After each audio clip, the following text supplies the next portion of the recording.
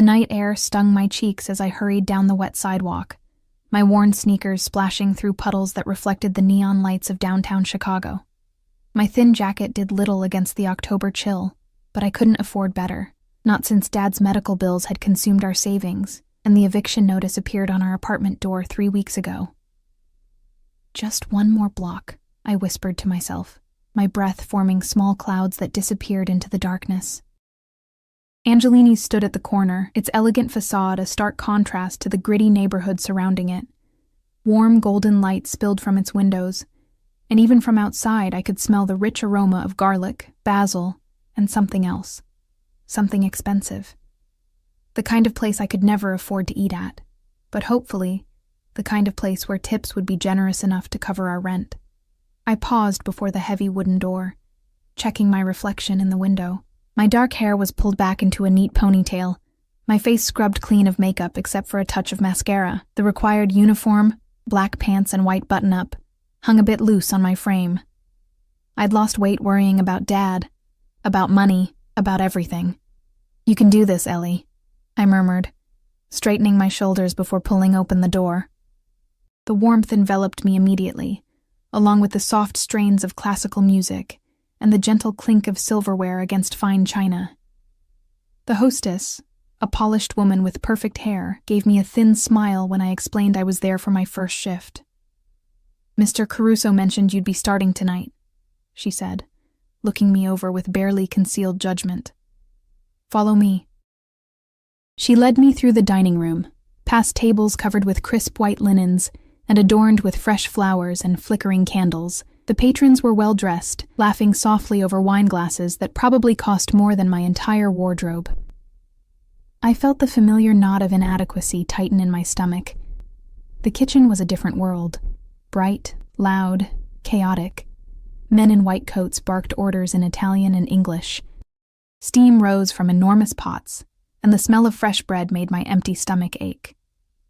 "Maria will train you," the hostess said, nodding toward a petite woman arranging appetizers on a tray. "Don't disappoint Mr. Caruso. He rarely gives second chances." I swallowed hard. "I won't." The night passed in a blur of memorized specials, careful balancing of trays, and trying desperately not to spill anything on the immaculate tablecloths. Maria was patient but firm, correcting my pronunciation of the Italian dishes and showing me exactly how Mr. Caruso liked things done. "The wineglasses must be arranged just so," she demonstrated, her fingers moving with practiced precision. "Mr. Caruso notices everything." "What's he like?" I asked, trying to sound casual. I'd never met the owner who had miraculously hired me on the spot after a 5-minute interview, where he'd asked few questions, but watched me with unnerving intensity. Maria's expression shifted subtly. "Professional," she said carefully. "Very particular." Before I could press further, the kitchen fell suddenly, dramatically silent. The change was so abrupt it was as if someone had muted the room. I turned to see what had caused the shift. He stood in the doorway between the dining room and kitchen, and even if Maria hadn't whispered, "Mr. Caruso," I would have known who he was. Authority radiated from him like heat from a flame. He couldn't have been more than 35, his dark hair perfectly cut, his posture impeccable in a suit that I instinctively knew cost more than 6 months of my rent. But it was his eyes that held me frozen, dark as espresso, taking in everything with calculated precision. Behind him loomed 2 men, their bulky frames unsuited for the elegant restaurant. One scanned the kitchen continuously, his hand never far from the inside of his jacket. The other remained by the door, speaking quietly into what appeared to be an earpiece. Mr. Caruso moved through the kitchen like a shark through still waters, unhurried but unmistakably dangerous. Every chef, every server, every dishwasher straightened as he passed. He inspected a sauce with a slight nod, examined the plating of a dish with narrowed eyes, all without speaking a single word. When his gaze landed on me, my heart stuttered. For a moment that stretched like taffy, he studied me, his expression unreadable. Then his lips curved in what might have been a smile, though it didn't reach his eyes. "Eleanor," he said, my name somehow sounding different in his mouth. Not the casual Ellie I'd grown accustomed to, but all 3 syllables, pronounced with deliberate care. "Mr. Caruso," I managed, my voice embarrassingly small. "Your first night." It wasn't a question. "How are you finding it?" "Everyone has been very helpful," I said, acutely aware of Maria tensing beside me and the kitchen staff watching with barely concealed interest. He nodded once, then turned his attention to the head chef, leaving me to exhale a breath I hadn't realized I was holding. "He remembered your name," Maria whispered when he was out of earshot, her eyes wide. "Is that unusual?" Her laugh was humorless. "He has 3 restaurants and over 100 employees. He remembers the names of people who matter to him." She gave me a strange look. "Be careful, Eleanor." The warning lingered as I finished my shift, collecting tips that exceeded my expectations. As I counted the cash in the break room, I calculated how much would go to Dad's medications, how much to our overdue rent, how little would remain for food. "Eleanor," I startled, nearly dropping the bills. Mr. Caruso stood in the doorway, alone now without his shadows. "You did well tonight," he said, entering the small room with measured steps. The space seemed to shrink around his presence. "Any issues?" "No, sir," I said, quickly gathering my things. "Thank you again for the opportunity." "You live in Bridgeport." Again, not a question. He knew where I lived. The realization sent an odd shiver down my spine. "Yes." "It's late. My driver will take you home." "That's not necessary." "I insist." His tone made it clear this wasn't a suggestion. Chicago isn't safe at this hour, especially for a young woman alone. Before I could protest further, he gestured toward the back exit where a sleek black car idled, its windows tinted to opacity.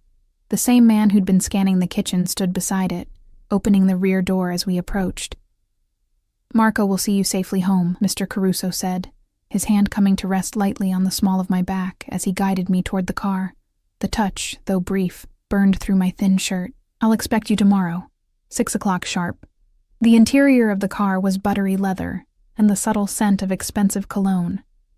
Marco didn't speak as he pulled away from the curb, and I found myself staring out the window, mind reeling from the strange evening.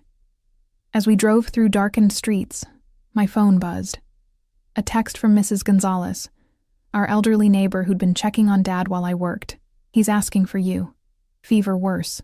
Might need doctor." My stomach dropped. We couldn't afford another hospital visit, another prescription, another anything. When the car stopped outside our shabby apartment building, I thanked Marco and hurried inside, the weight of worry crushing my momentary relief at the successful first shift. Dad was awake, his face flushed with fever, when I entered our small apartment. Mrs. Gonzalez had left him with fresh water and his evening pills, but his breathing was labored, his eyes glassy. "There's my girl," he said, voice cracking. "How was the fancy new job?" "It was good," I said, forcing a smile as I pressed my hand to his forehead. "Too hot. Really good tips." "Told you things would turn around," he mumbled, eyes drifting closed. "Always knew you were the lucky one." I bit my lip to keep from crying. There was nothing lucky about our situation. Dad had been a construction foreman before the accident that crushed his spine. Then came the surgeries, the infections, the complications, and finally, the letter from the insurance company declining further coverage. Now we subsisted on his meager disability checks and whatever I could cobble together from part-time work. After he fell asleep, I counted out his pills for the morning, noting with growing panic that his prescription would need refilling in 3 days. $300 we didn't have. Sleep eluded me that night, worry and the lingering sensation of Mr. Caruso's dark eyes on me keeping me restless. There had been something in his gaze, something assessing, calculating, as if he were solving a complex equation with me at its center. The morning came too soon, gray light filtering through our thin curtains. I moved quietly, making Dad breakfast and helping him to the bathroom, before I had to leave for my second job, a morning shift at a cafe 8 blocks away. "Your uniform smells like garlic and money," Dad joked weakly as I kissed his forehead goodbye. "Get some rest," I told him, tucking the blanket around his too thin frame. "Mrs. Gonzalez will check on you at noon." The cafe was a stark contrast to Angelini's, bright fluorescence instead of candlelight, chipped laminate instead of polished wood, customers who counted out coins for their coffee instead of casually ordering $100 bottles of wine. By the time my shift ended, my feet ached, and my head throbbed from the constant noise. I had just enough time to hurry home, check on Dad, shower, and change before heading to Angelini's again. I was halfway home when a black car identical to the one from last night pulled alongside me. The window lowered to reveal Marco's impassive face. "Miss Eleanor," he said with a nod. "Mr. Caruso sent me." My steps faltered. "Sent you? Why?" "To drive you," he said simply, as if it were the most natural thing in the world. "I wasn't due at the restaurant for hours." Mr. Caruso's instructions were clear. Marco's tone suggested further argument would be futile. Hesitantly, I slid into the back seat, confusion mingling with an inexplicable flutter of something I couldn't name. "My apartment first," I said firmly. "I need to check on my father." Marco nodded once and pulled away from the curb. When we arrived, he surprised me by exiting the car and following me to the building's entrance. "Mr. Caruso's instructions," he said again when I raised an eyebrow. The apartment was quiet when I entered. Dad sleeping peacefully for once. I changed quickly, hyper-aware of Marco waiting outside, and left Mrs. Gonzalez a note with money for her to order dinner for herself and Dad. Back in the car, my curiosity finally overcame my caution. Why is Mr. Caruso doing this? Sending cars for a waitress? Marco's eyes met mine briefly in the rearview mirror, something like sympathy passing through them. Mr. Caruso values his employees' safety. Does he send cars for all his employees? The question hung unanswered as we pulled up to the restaurant's rear entrance, where Mr. Caruso himself stood waiting, a cigarette between his fingers sending tendrils of smoke into the evening air.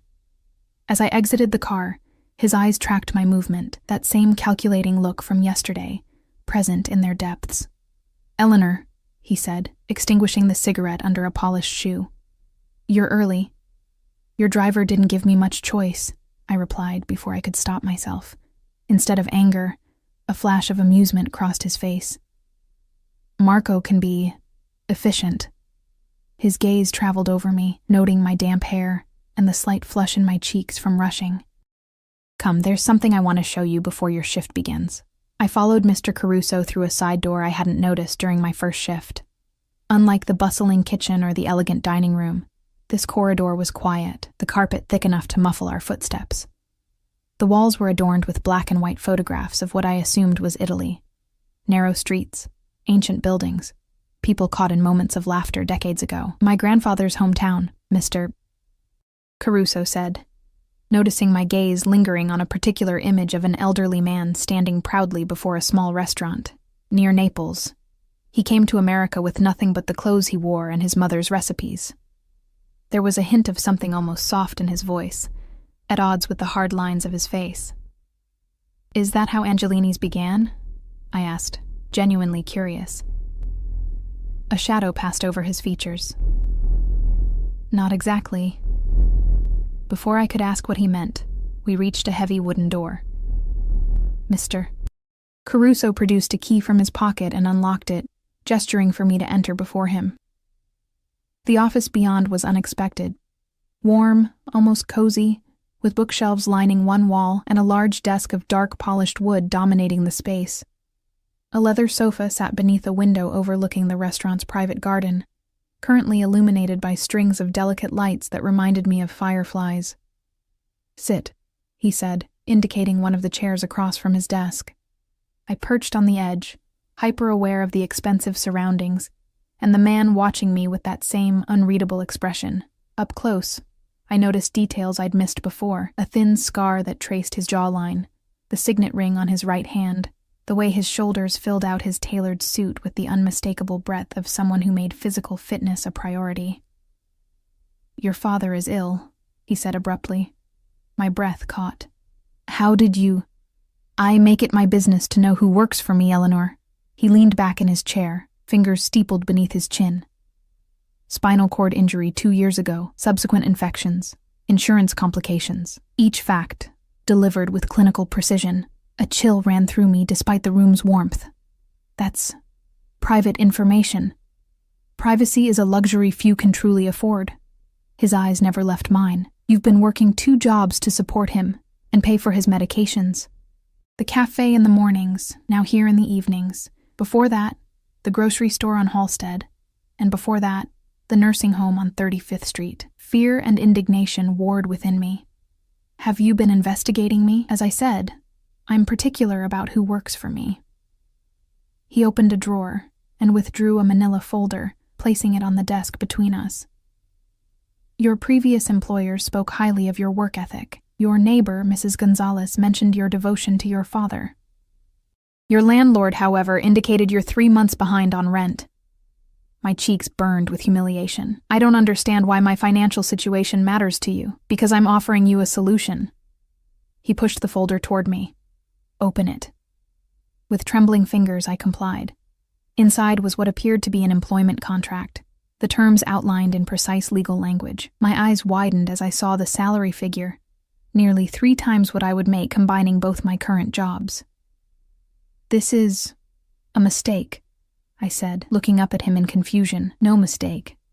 His lips curved slightly. I'm offering you a position as my personal assistant, but I don't have any experience. You're organized, punctual, and discreet. The rest can be learned. He gestured to the contract. The position includes comprehensive health insurance that would cover your father's medical needs, and I own several properties, including a ground-floor apartment in a secure building that would be better suited to someone with mobility issues. My mind reeled with suspicion and desperate hope. It was too good to be true. People like Mr. Caruso didn't offer salvation to people like me without wanting something in return. Why? I asked, my voice barely audible. Why would you do this for someone you just met? Something flickered in his eyes, a calculation, a decision made. Let's just say I recognize potential when I see it. He stood and moved to a cabinet, withdrawing 2 crystal glasses and a decanter filled with amber liquid. To celebrate your decision, he said, pouring a measure into each glass.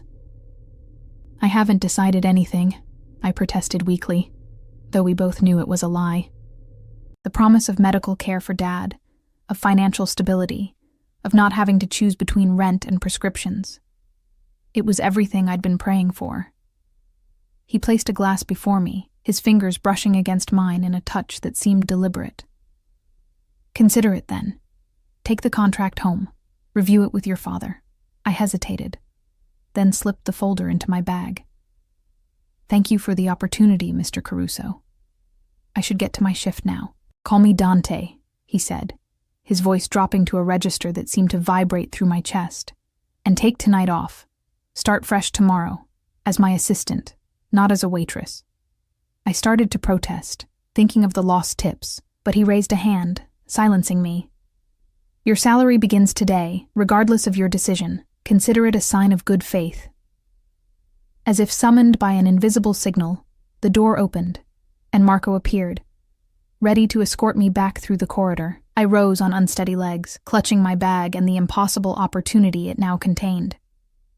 Eleanor, Dante called as I reached the door. I turned back to find him watching me with an intensity that stole my breath. I expect your answer by tomorrow morning.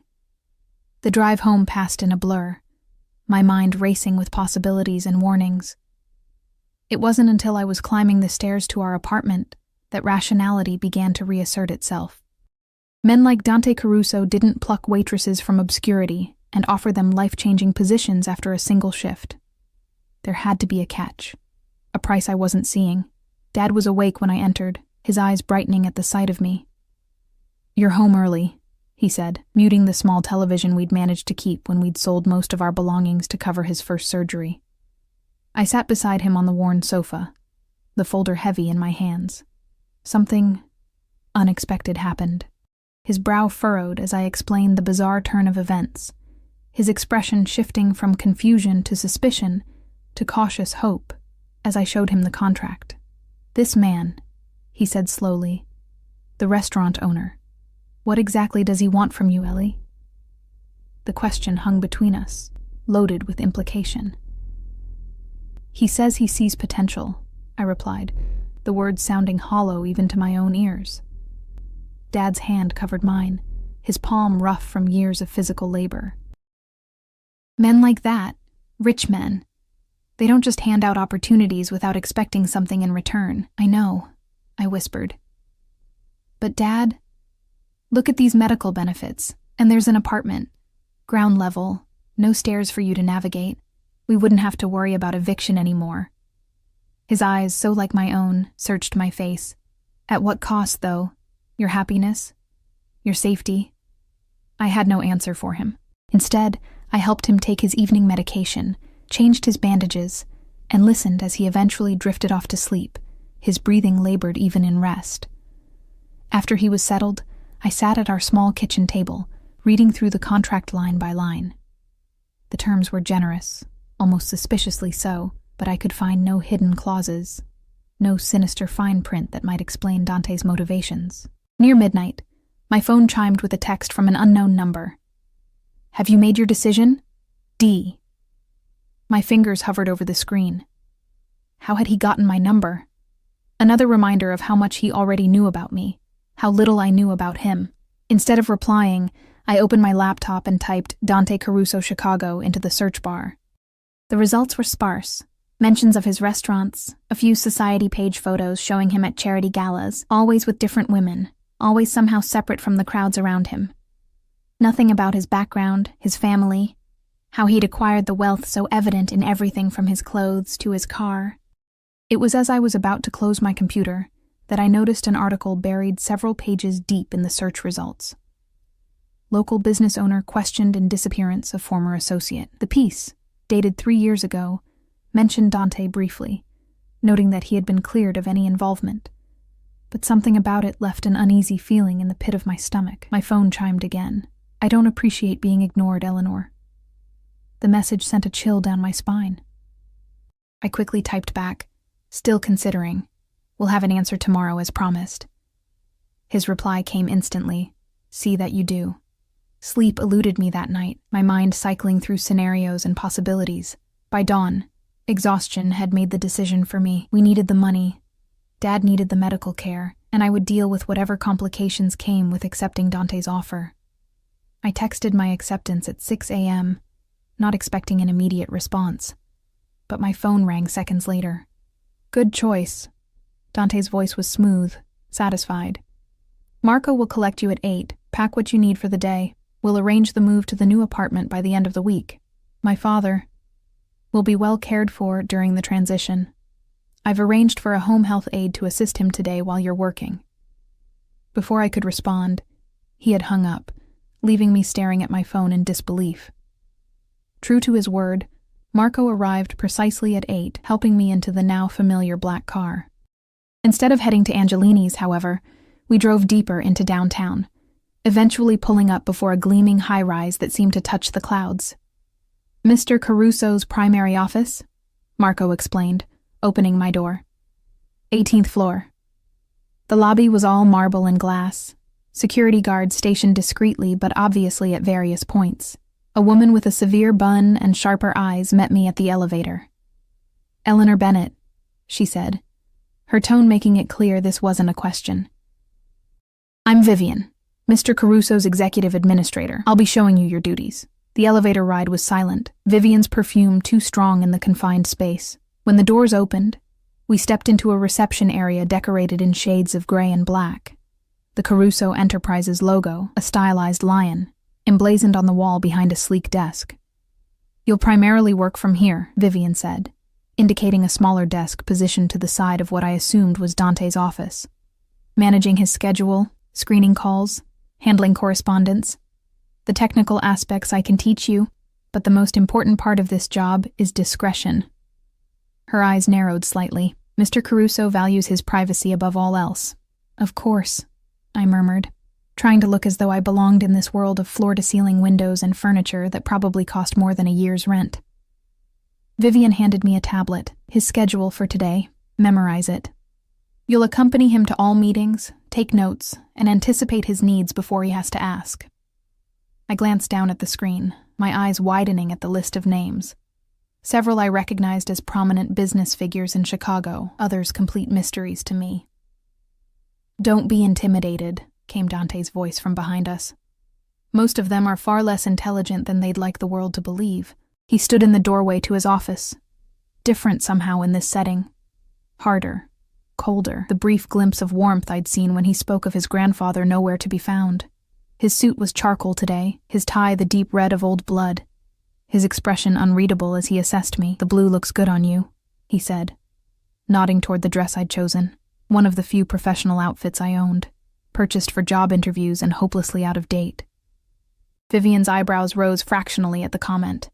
"Thank you," I said, unsure how else to respond. "We'll need to update your wardrobe," he continued, gesturing dismissively at my scuffed shoes. "Vivian, arrange an appointment with Madeline for tomorrow. The full package." "Yes, Mr. Caruso," Vivian replied, making a note on her own tablet. "Now," he said, turning back to me. "Shall we begin?" The day passed in a whirlwind of meetings, phone calls, and trying desperately to keep up with Dante's rapid-fire instructions. He moved through the business world like a shark through water, predatory, precise, seemingly omniscient about his competitors' weaknesses and his own advantages. I observed how others reacted to him, with fear thinly disguised as respect, with obsequious smiles that never reached their eyes, with the careful deference shown to someone both wealthy and dangerous. By late afternoon, my head was spinning with new information, my hand cramped from taking notes, my stomach empty since I'd been too nervous to eat the lunch Dante had ordered for us. "You're a quick study," he said, as we rode the elevator down to the parking garage, now alone for the first time since morning. "Vivian rarely approves of anyone so quickly." I doubted that was true, given Vivian's pinched expression every time I asked a question, but I nodded anyway. "It's a lot to take in. You'll adapt." It wasn't encouragement, but a statement of fact, as though my success was already determined in his mind. The black car waited for us in the garage, Marco standing at attention beside the open door.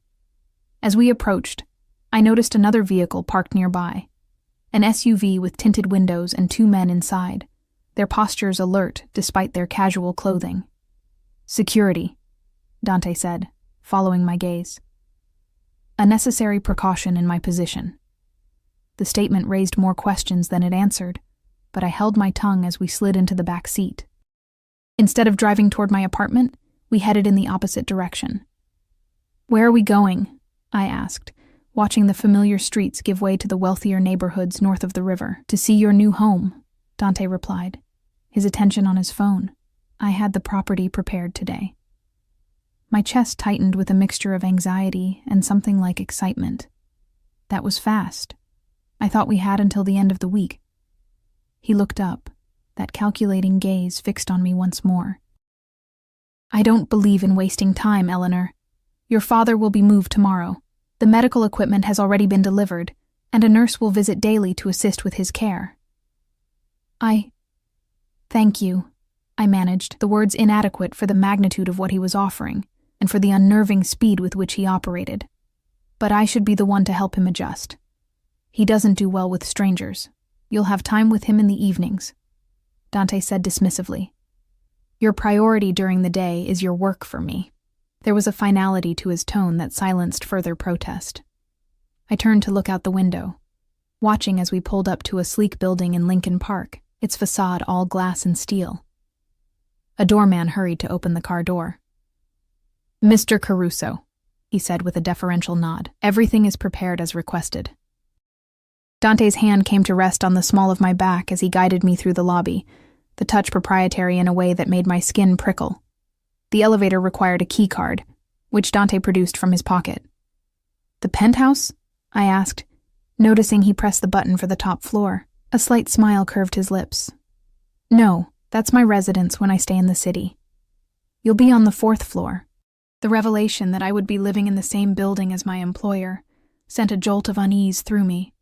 The lines between professional and personal seemed to blur further with each passing hour. The apartment was nothing like I had imagined. Spacious and filled with light, it featured an open floor plan with gleaming hardwood floors and floor-to-ceiling windows overlooking a small park. The furniture was elegant yet comfortable, nothing like the sterile corporate style of his office. "The master bedroom has been modified for your father," Dante explained, leading me down a hallway. "Accessible bathroom, hospital-grade bed, everything the doctors recommended." I stepped into the room, momentarily speechless, It was perfect. Spacious enough for the medical equipment, but designed to look like a normal bedroom, not a hospital room. Someone had even placed framed photos on the nightstand, pictures of Dad and me that must have come from our apartment. "How did you get these?" I asked, picking up a photo of us at my high school graduation. "I had your belongings packed and brought over this afternoon." My head snapped up. "You went into our apartment? Without asking?" Something dangerous flickered in Dante's eyes. "I'm providing you with an opportunity most would be grateful for, Eleanor. Don't test my patience with petty concerns about privacy." The warning was clear in his voice. I swallowed my protest, reminding myself of what was at stake. Dad's health, our financial security, a future beyond living paycheck to paycheck. "I am grateful," I said carefully. "It's just overwhelming." His expression softened marginally. "Understandable, but you'll adapt quickly." He checked his watch. "I have a dinner meeting. Make yourself comfortable. Your keycard is on the counter, along with a new phone. Use it for all communications moving forward." "A new phone?" I frowned. "What's wrong with mine?" "Security," he said simply. "Everything connected to me must be protected." Before I could question him further, he was moving toward the door. "I'll send Marco for you at 7 tomorrow morning. Rest well, Eleanor." After he left, I explored the apartment in a daze. The kitchen was fully stocked, the closet in my bedroom filled with new clothes in exactly my size. The bathroom supplied with expensive toiletries I'd only seen in magazines. It was as if Dante had anticipated my every need before I'd even agreed to work for him. The new phone sat on the counter, sleek and clearly high-end. When I turned it on, I found it already programmed with contacts. Dante's number, Marco's, Vivian's, and several others labeled only with initials. I called Dad from my old phone, explaining the sudden change in circumstances as best I could. He sounded worried, asking questions I had no answers for about Dante's motives and the strings attached to his generosity. "Just be careful, Ellie," he said, his voice weary. "Men with that kind of money and power, they operate by different rules." After we hung up, I stood at the window, watching darkness fall over the city. In the span of 48 hours, my life had been completely upended. I had gone from struggling waitress to personal assistant, from a cramped apartment on the verge of eviction to a luxury condo, and all because Dante Caruso had decided, for reasons I still didn't understand, that I was worth investing in. Sleep came fitfully that night, my dreams filled with Dante's watchful eyes and the sensation of being caught in a web I couldn't see. Morning arrived with a text message on the new phone. "Car waiting. Bring the blue file from the desk in the study." D. I found the file where he said it would be, though I hadn't noticed the study the night before. A small room off the living area, with a desk that held a laptop and several neatly arranged folders. The blue one was unmarked, and I resisted the urge to peek inside. Marco was waiting as promised, his expression as impassive as ever as he held the car door for me. "Good morning, Miss Eleanor. Just Eleanor is fine," I said, sliding into the back seat. His eyes met mine briefly in the rearview mirror. "Mr. Caruso prefers formality."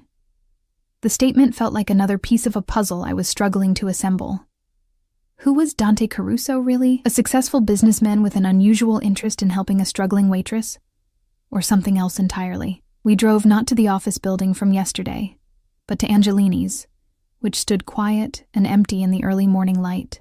Marco escorted me through a side entrance I hadn't used before, leading to a private dining room in the back of the restaurant.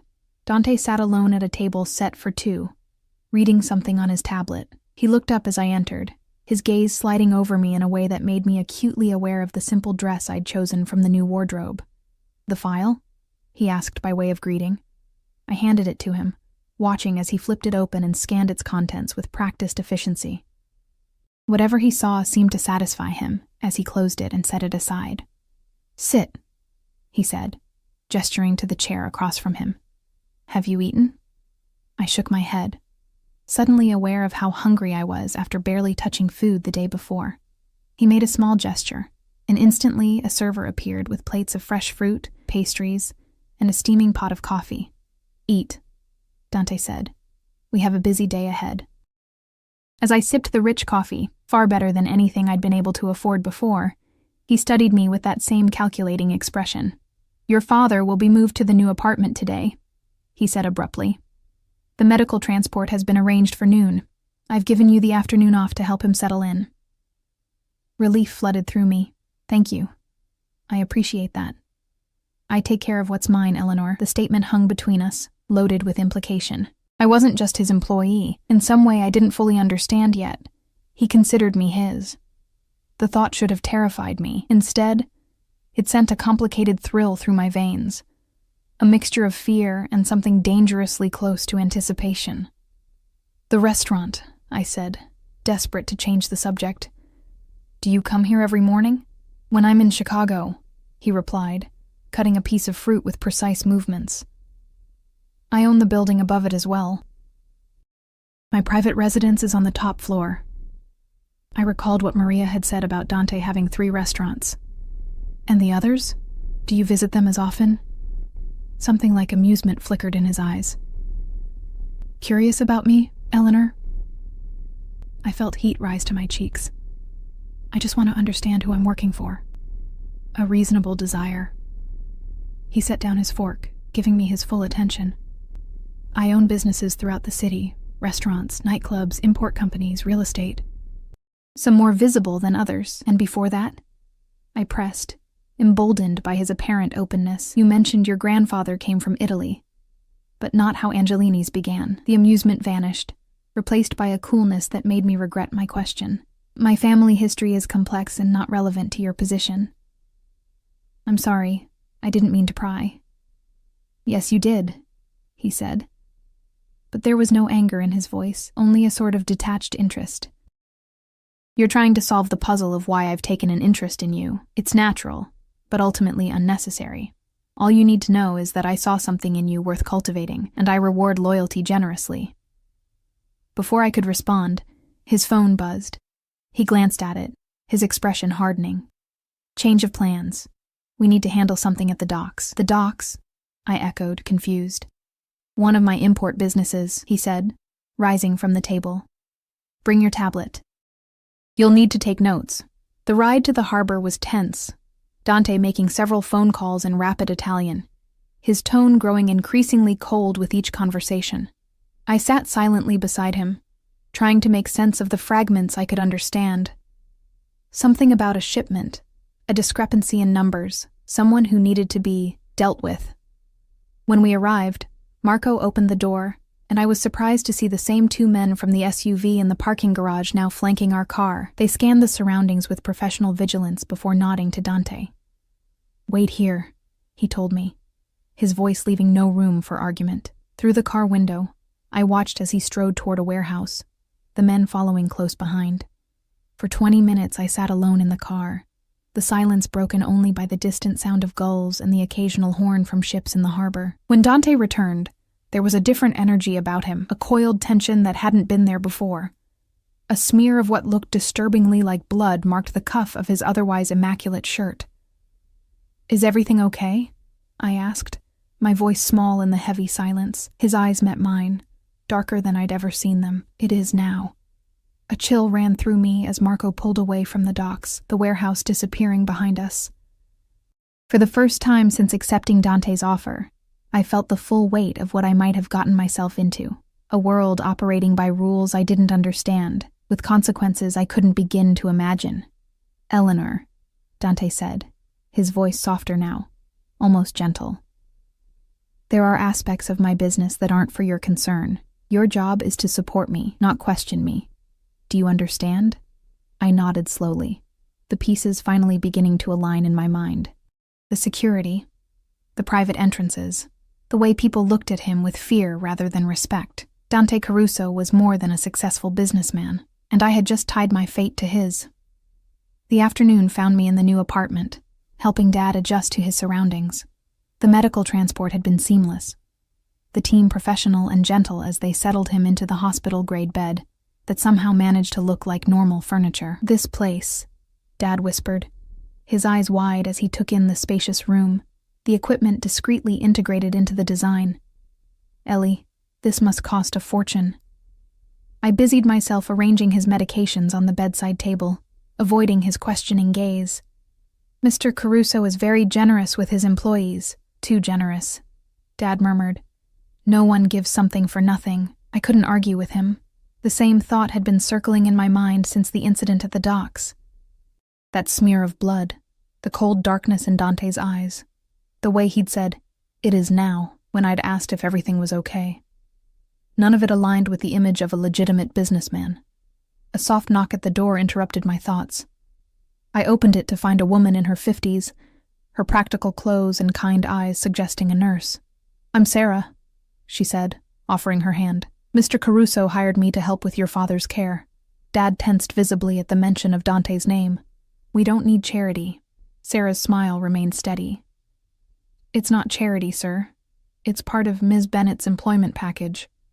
I'll be here weekdays while she's working, helping with medications, physical therapy, and whatever else you need." I shot Dad a pleading look. We both knew he needed the help, regardless of where it came from. He relented with a sigh. "Fine, but I'm not an invalid. I can still do some things for myself." "Of course," Sarah agreed easily. Independence is important for recovery. As she went about checking his vitals and reviewing his medication schedule, I retreated to the kitchen to make tea. My phone, the new one Dante had given me, buzzed with a message. "Is your father settled? D." The fact that he knew exactly when Dad had arrived sent another ripple of unease through me. How closely was he monitoring my movements? "Yes," I typed back. "The nurse is with him now." "Good. Car will collect you at 7 for dinner. Business discussion." Not a request, but a statement. Like everything with Dante. I considered refusing, staying with Dad for his first night in the new place. But something told me Dante Caruso wasn't a man accustomed to hearing no. "I'll be ready," I replied. The rest of the afternoon passed quickly as I unpacked our few belongings, arranged Dad's things the way he liked them, and tried to make the pristine apartment feel like home. Sarah proved to be competent and compassionate, winning Dad over despite his initial resistance when she mentioned she'd been an army nurse before retiring to private care. "Your boss must think highly of you," she commented as she prepared to leave. "Mr. Caruso doesn't usually get involved in the personal lives of his employees." "Did you work for him before?" I asked, seizing the opportunity to learn more. She hesitated, something cautious entering her expression. "I've helped with family members of his associates. Mr. Caruso values loyalty above all else." She picked up her bag, heading for the door. "I'll be back tomorrow at 7. After she left, Dad and I ate dinner together in his room, watching an old movie on the large television mounted on the wall. It was the most relaxed I'd seen him in months. Comfortable, pain-managed, no visible worry about bills or prescriptions shadowing his eyes. "This is nice," he admitted grudgingly. "But I still don't trust your boss's motives." "Neither do I said quietly. "But for now, this is what we need." At 6:30, I changed into one of the new dresses from the closet. A simple black sheath that fit perfectly, as if it had been tailored specifically for me. The thought that Dante might have had my measurements taken somehow was unsettling, but no longer surprising. Dad frowned when I told him I was going out. "Dinner with your boss? At night?" "Ellie, it's business," I assured him, though I wasn't convinced myself. "I won't be late. Just remember what I said about men like him," Dad warned. "They see something they want, they take it, no matter the cost." His words followed me down to the lobby, where Marco waited by the now familiar black car. The evening air was cool against my skin as he held the door, his expression as unreadable as ever.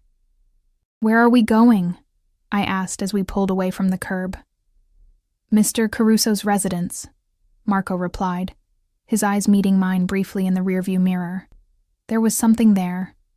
Not quite a warning, but a caution. We drove to a part of the city I rarely visited, where historic mansions stood behind wrought iron gates, their manicured lawns and security systems announcing the wealth and power of their owners.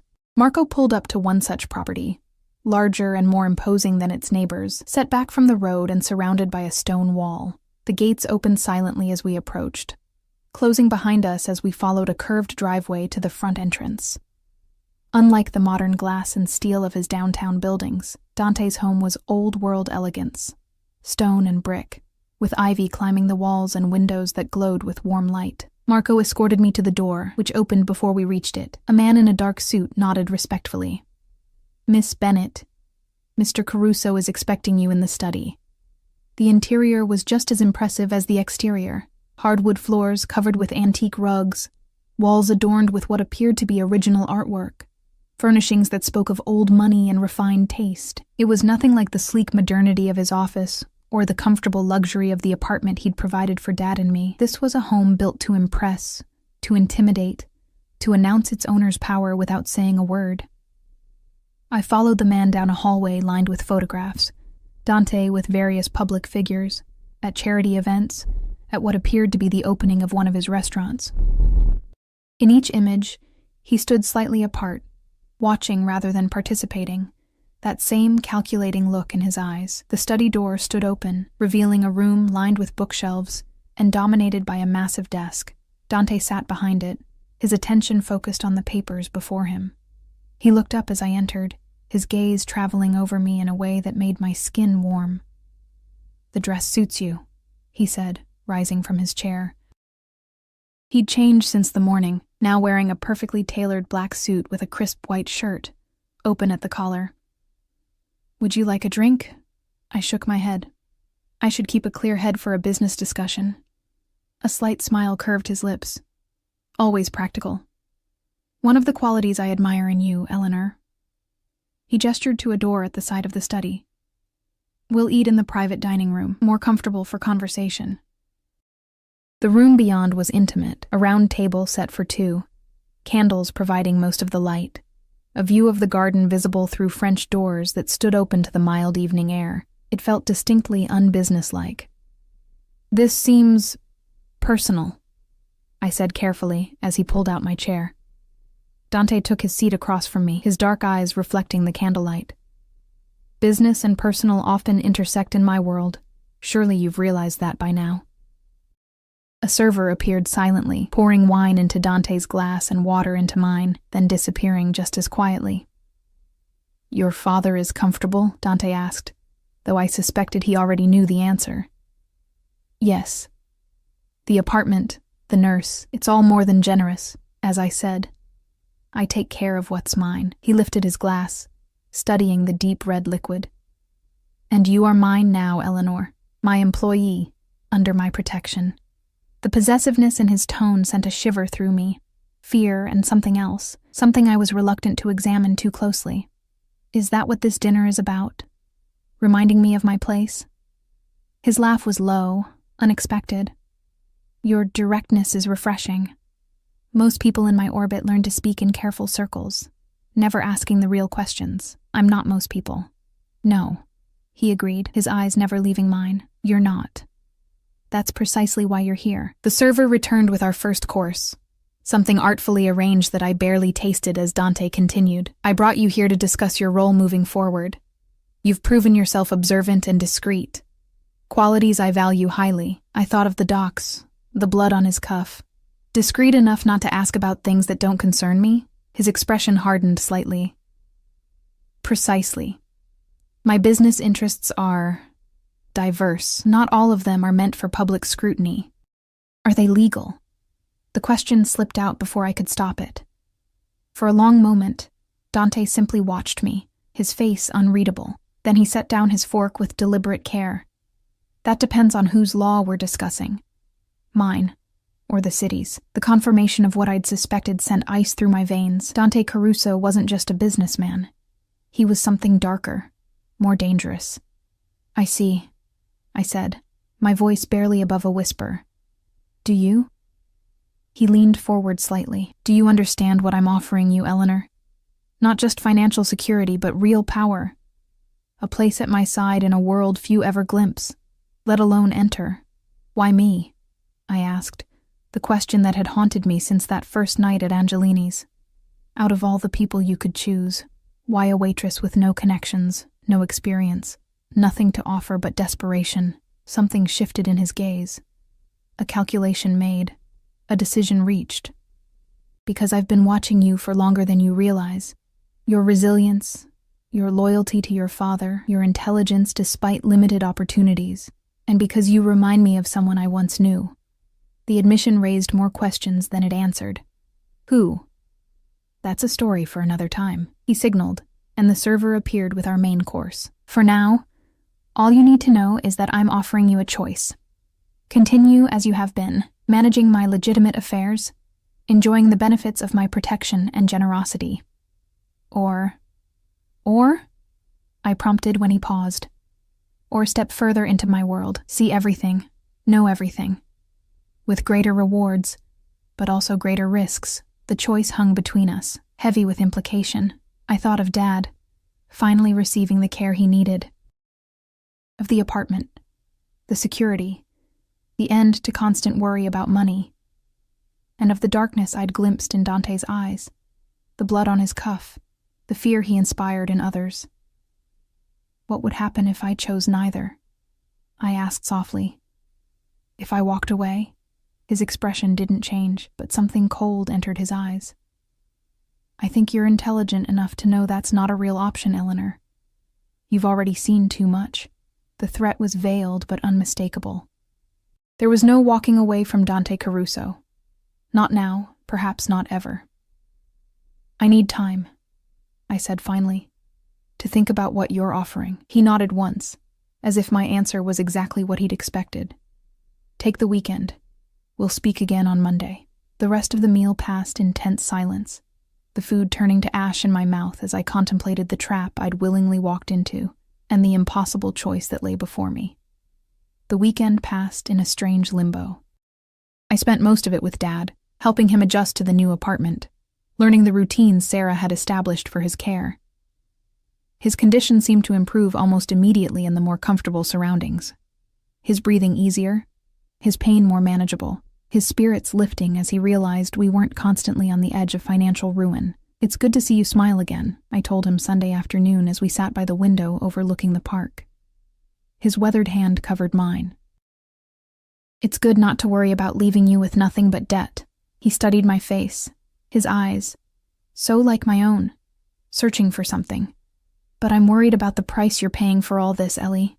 I looked away, unable to meet his gaze. I hadn't told him about my dinner with Dante, about the choice presented to me. How could I explain that I'd inadvertently tied us to a man who operated outside the law, who had all but admitted he was involved in something dangerous, something criminal? Mr. Caruso has been nothing but professional. I lied, the words tasting bitter. Dad's grip on my hand tightened. I've been watching the news, Ellie, reading the papers. Your boss's name comes up in interesting contexts. Always cleared, always just on the periphery of investigations, but always there. My stomach clenched. What are you saying? I'm saying be careful. Men like that, they don't see people. They see pieces on a chessboard. Useful until they're not. I thought of Dante's words. I take care of what's mine, and the possessiveness in his gaze when he looked at me.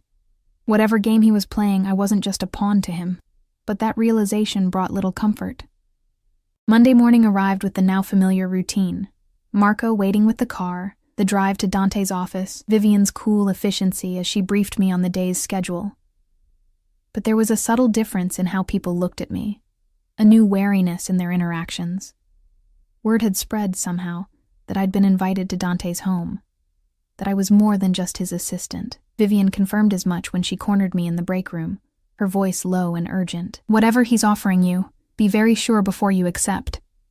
Once you're in his inner circle, there's no leaving. Before I could question her further, her professional mask slid back into place, and she was once again the efficient administrator, discussing appointment schedules and email protocols, as if she hadn't just issued a warning. The day passed in a blur of meetings and phone calls, Dante's legitimate business empire impressive in its scope and complexity. He moved through it all with practiced ease, always watching me from the corner of his eye, gauging my reactions, my competence, my loyalty.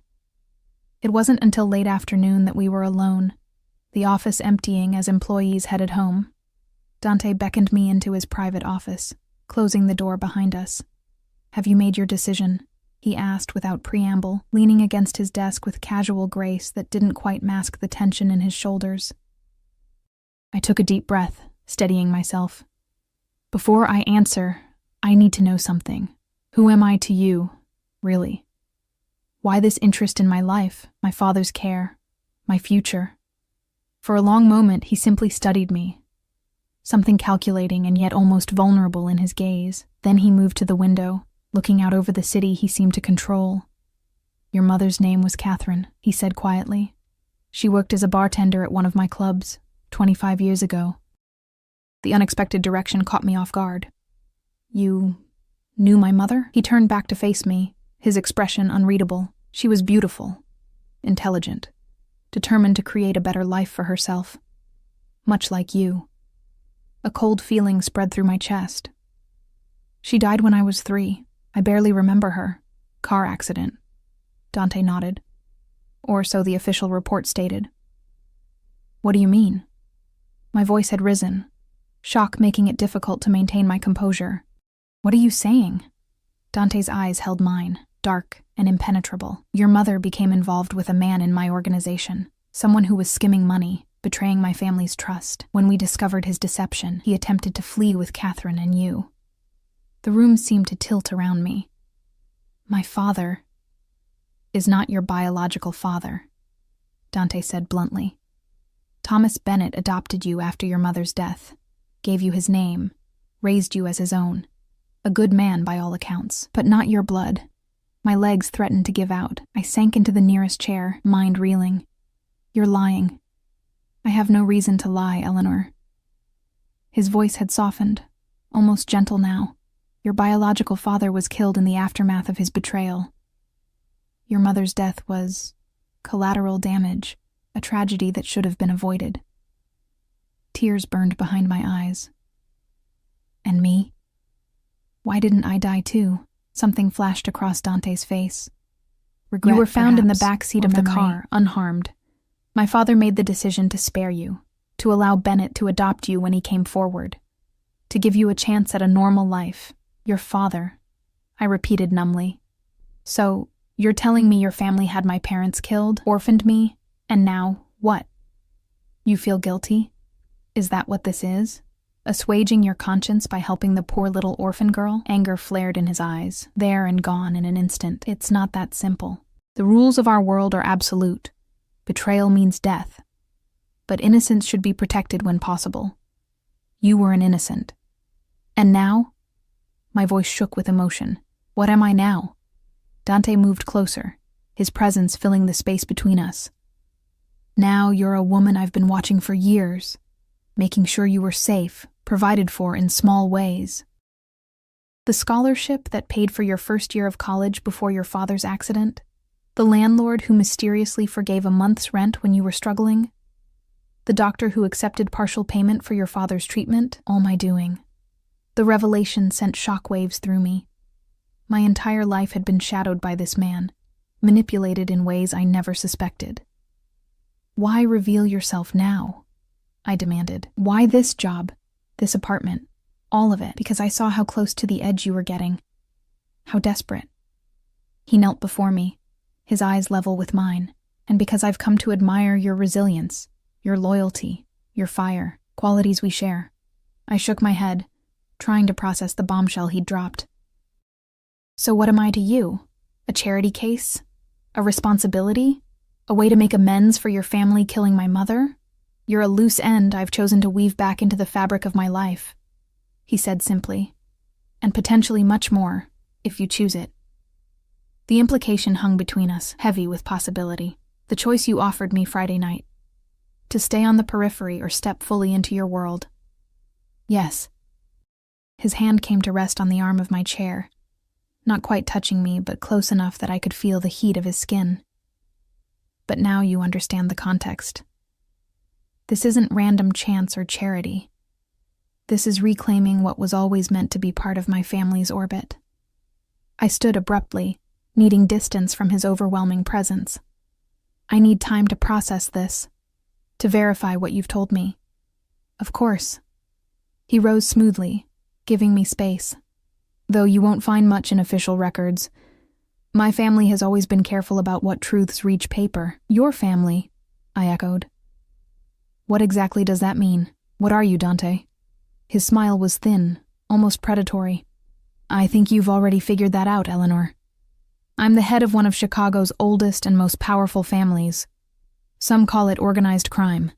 I prefer to think of it as an alternative governance structure. The confirmation of what I'd suspected sent ice through my veins, even as a strange calm settled over me. Finally, the truth. Or at least, some version of it. And if I choose to walk away now? I asked quietly. His expression hardened. As I said Friday, that's not a real option. But there are degrees of involvement. You could continue as you have been, managing my legitimate businesses, enjoying my protection, keeping your father comfortable.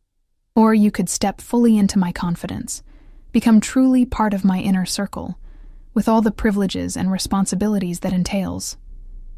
Become part of the family business, I clarified, unable to keep the bitterness from my voice. The one that killed my mother. Dante didn't flinch from the accusation. The past cannot be changed. I'm offering you a future, Eleanor. One where you never have to worry about money or security again. One where you have real power. I turned away, moving to the window to look out at the city spread below us. A city where, apparently, Dante Caruso's influence reached into shadows I'd never imagined. What about my father, Thomas? I asked, my voice steadier than I felt. What happens to him if I say no? He'll continue to receive the best care, Dante said, and I believed him. That was never contingent on your decision. The relief that flooded me was momentary. But I'd still be watched, controlled in ways I might not even realize. Protected, he corrected. But yes, you know too much now to ever be completely free of my oversight. I closed my eyes, weighing my options, my future, the shattered pieces of my past that Dante had just handed me. When I opened them again, my decision was made. Turning to face him, I lifted my chin. I'll stay. I'll work for you, learn from you. But I won't be owned by you, Dante. Whatever my mother's fate, whatever my biological father's crimes, I am my own person. Something like admiration flickered in his dark eyes. I would expect nothing less. Your spirit is part of what drew me to you in the first place. He moved closer, stopping just short of touching me. There's one more thing you should know, Eleanor. My interest in you isn't purely business. Surely you felt it. This connection between us, my breath caught. Of course I'd felt it. The electricity when he was near, the way his gaze made my skin warm, the complicated attraction I'd been fighting since that first night at Angelini's. That would be inappropriate, I said, my voice barely above a whisper. Given our history, we make our own rules, he murmured, his hand coming up to brush a strand of hair from my face. The touch sent sparks across my skin. We define our own boundaries. For a heartbeat, I thought he might kiss me. Part of me, a part I wasn't proud of, wanted him to. Instead, he stepped back, professional mask sliding back into place. Take the rest of the day. Process what you've learned. Tomorrow, we begin your real education in how my world works. I nodded, gathering my composure. Tomorrow, then. As Marco drove me back to the apartment, I watched the city pass by outside the window. The same streets I'd known all my life, suddenly transformed by the knowledge that they belonged, in some shadowy way, to Dante Caruso, to the man who had been silently shaping my life for years, the man who might have been responsible for orphaning me, and who now offered me a place in his dangerous world, a world I had just agreed to enter, eyes wide open, choosing power and protection over the illusion of freedom. Dad, Thomas, was waiting when I arrived home, his expression lighting up at the sight of me. I felt a fresh wave of gratitude for this man who had chosen me, raised me, loved me without reservation. "Everything okay, Ellie?" he asked, seeing something in my face. I sat beside him, taking his hand in mine. "It will be," I said with newfound determination. "I'm going to make sure of it. Whatever game Dante Caruso was playing, whatever he ultimately wanted from me, I would find my own path through it. I would protect what was mine, just as fiercely as he protected what was his. And perhaps in time, I would discover the full truth about my past, about my mother, about the complex, dangerous man who had drawn me into his orbit. For now, I had made my choice. Tomorrow would be the first day of my new life, not just as Dante's assistant, but as someone beginning to step into her own power. A power I intended to wield on my own terms, regardless of what Dante had planned.